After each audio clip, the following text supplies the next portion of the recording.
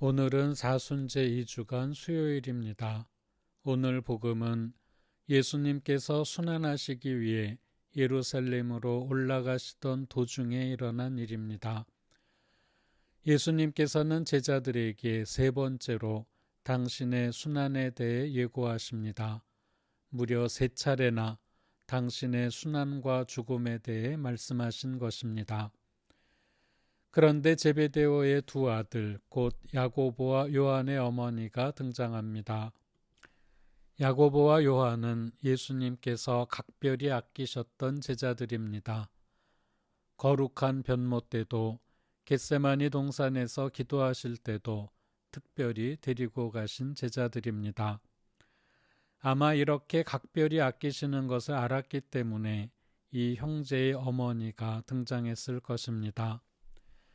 이 어머니가 예수님께 말씀드린 것은 다름 아닌 출세 청탁이었습니다.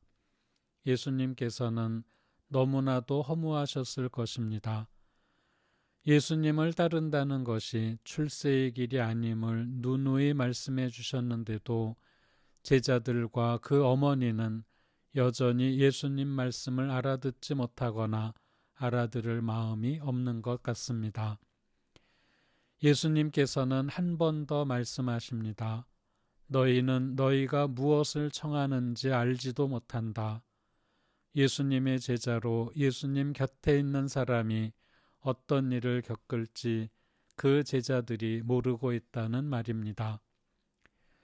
오늘 독서인 예레미야 예언서의 대목은 하느님을 따르는 사람들이 겪는 일에 대해 잘 보여줍니다.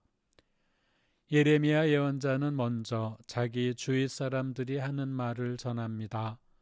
유다 사람들과 예루살렘 주민들이 이렇게 말하였습니다. 자, 예레미야를 없앨 음모를 꾸미자. 그자가 없어도 언제든지 사제에게서 가르침을, 현인에게서 조언을, 예언자에게서 말씀을 얻을 수 있다. 어서 혀로 그를 치고 그가 하는 말은 무엇이든 무시해버리자.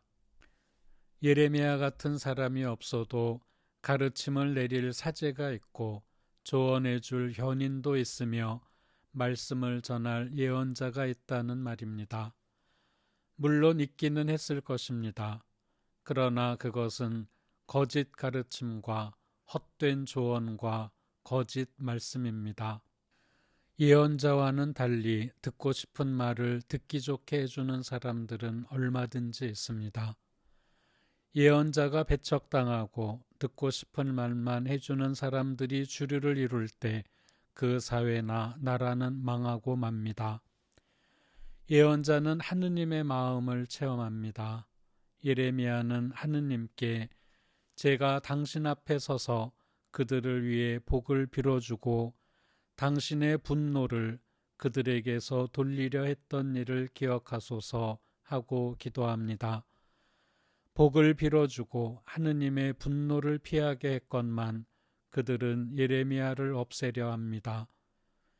하느님께서는 이스라엘 백성을 구원하시려고 언제나 마음을 쓰시지만 이스라엘 백성은 매번 하느님을 배신하고 완강하게 죄의 길을 향합니다.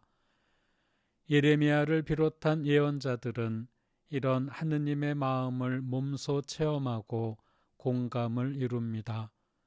예언자들은 이처럼 하느님의 눈으로 세상을 보고 하느님의 마음으로 세상을 바라봅니다.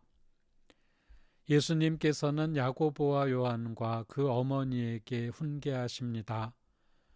그런데 다른 열 제자도 야고보나 요한과 별로 다르지 않습니다. 다른 열 제자가 그 두 형제를 불쾌하게 여겼다 하는 오늘 복음에 나오는 구절을 보면 그런 생각이 듭니다. 예수님께서는 아마 이 대목에서 한숨을 쉬셨을 것 같습니다. 예수님께서는 제자들에게 훈계하십니다. 통치자들은 백성 위에 군림하고 고관들은 백성에게 세도를 부린다. 그러나 너희는 그래서는 안 된다. 너희 가운데에서 높은 사람이 되려는 이는 너희를 섬기는 사람이 되어야 한다.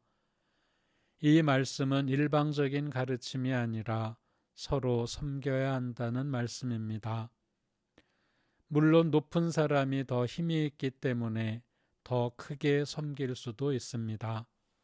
그러나 서로 섬겨야 한다는 마음은 같아야 합니다. 사도 바오로께서는 로마서 12장 10절에서 이렇게 말씀하십니다.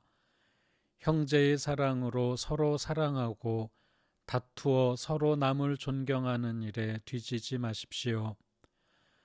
예수님의 오늘 복음 말씀과 사도 바오로의 권고 말씀만 제대로 실천한다면 나의 문제, 우리 주위의 문제, 우리나라의 문제, 온 세계의 문제가 모두 해결될 것만 같습니다.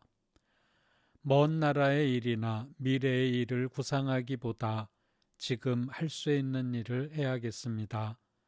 가장은 가족을 섬기고 부모는 자녀를 섬기고 자녀는 부모를 섬기고 연장자는 연소자를 연소자는 연장자를 섬기는 마음이라도 가져보면 좋겠습니다. 만일 그럴 수 있다면 우리 생활은 반드시 변화할 것입니다. 영광이 성부와 성자와 성령께 처음과 같이 이제와 항상 영원히 아멘.